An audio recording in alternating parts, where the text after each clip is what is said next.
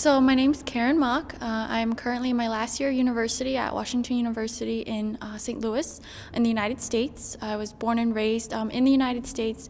My parents are immigrants from Hong Kong, and I study business and international relations. I started with one of Peter Drucker's big thoughts, which was that organizations shouldn't be afraid of change. Rather, they should anticipate it and embrace it.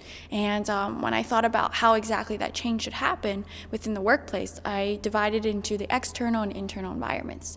And I observed three macro trends that are happening in the external environment. One, the demographic shift, having baby boomers exiting and a lot of young workforce entering.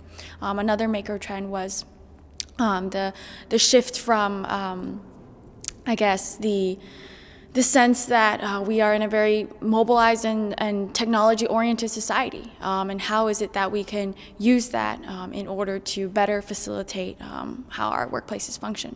And the other is the globalization aspect. So companies are looking to emerging economies, and how is that going to affect the workers in the domestic base.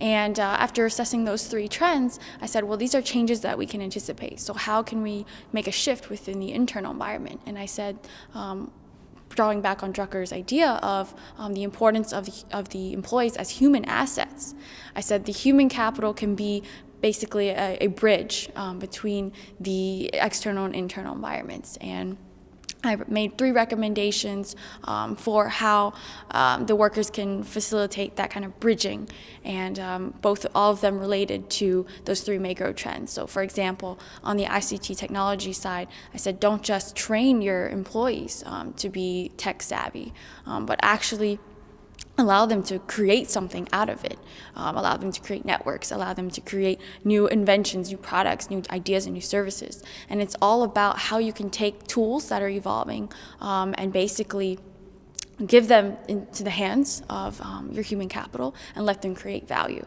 So I took a lot of those ideas of Drucker that are still so relevant, and I think the big point that he made about the role of business in society, how can we connect those two? It's going to be the people.